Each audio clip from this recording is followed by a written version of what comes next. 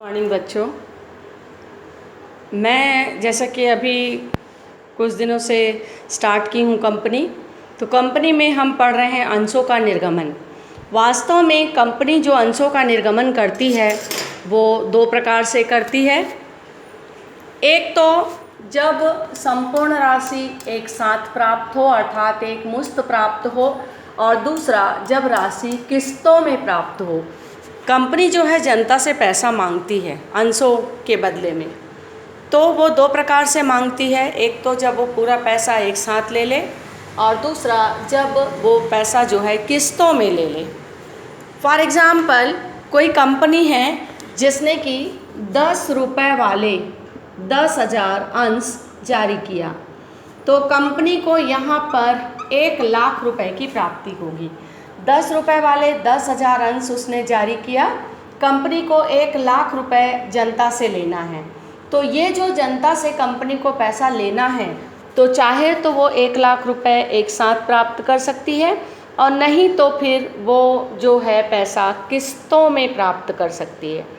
किस्तों में आवेदन पर, कुछ पैसा आवंटन पर और कुछ पैसा याचनाओं पर। वो जब हम सवाल पढ़ेंगे तो देखेंगे।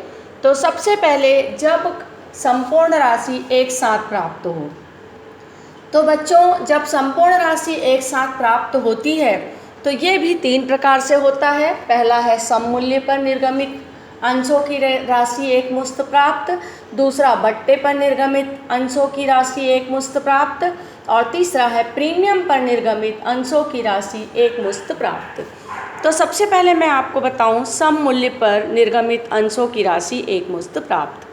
सममूल्य मतलब जितने का वो शेयर है उतने में ही उसको बेचे। जैसे किसी अंश का अंकित मूल्य 100 रुपये है और उसे 100 रुपये पर ही बेचा जाए, तो इसे हम कहेंगे सममूल्य पर अंशों का निर्गमन। यहाँ पे 100 का 100 ही रहेगा, तो वो सममूल्य पर। अब यदि 100 रुपये का शेयर है और अगर उसको 90 रुपये में निर्गमित करेंगे तो 10 बट्टा हो जाएगा। और यदि 100 रुपये का शेयर है, 10 रुपये ज़्यादा अर्थात 110 में हम निर्गमित करेंगे तो ये 10 कहलाएगा प्रीमियम।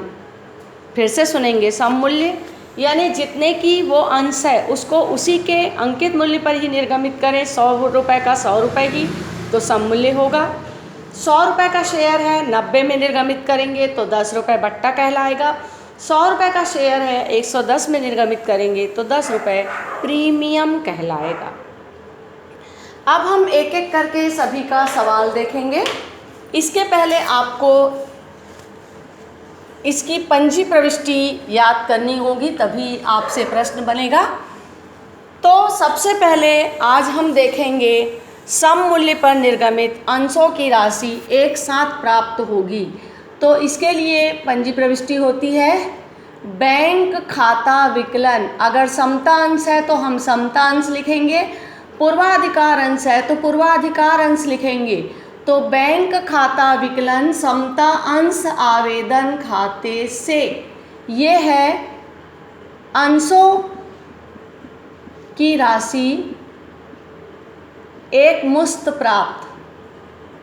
एक मुश्त प्राप्त जैसे मान लिया जाए 10,000 अंश है, 10,000 अंश 10 रुपये वाले हैं, तो हम लिखेंगे 10,000 अंशों की राशि 10 रुपये प्रति अंश एक मुश्त प्राप्त होने पर। ये पहला। दूसरा जो प्रविष्टि होगा, अब हम उसको पूंजी खाते में स्थानांतरित करेंगे, तो एंट्री होगी अंश आवेदन खाता विकलन अंश पूंजी खाते से। ये है जब अंशों की राशि हम पूंजी खाते में स्थानांतरित करेंगे। ये आपका आवेदन राशि पूंजी खाते में स्थानांतरित। तो इस तरीके से सबसे पहले आप लोग ये दो पंजी प्रविष्टि को याद रखेंगे। पहला बैंक खाता विकलन अंश आवेदन खाते से, तो जैसा कि मैंने कहा अगर समतांश है तो सामने समतांश शब्द लगाना, और पूर्वाधिकार अंश है तो पूर्वाधिकार अंश शब्द आप लगाएंगे। तो पहला होगा बैंक खाता विकलन अंश आवेदन खाते से, और दूसरा होगा अंश आवेदन खाता विकलन अंश पूंजी खाते से। मान लिया जाए कोई कंपनी है 10 रुपये वाले 10,000 अंश निर्गमित करती है। अब आपको दिया है प्रश्न में कि संपूर्ण राशि एक मुश्त प्राप्त हो गई, तो इस तरीके से कंपनी को 1,00,000 रुपये एक साथ प्राप्त हो गया।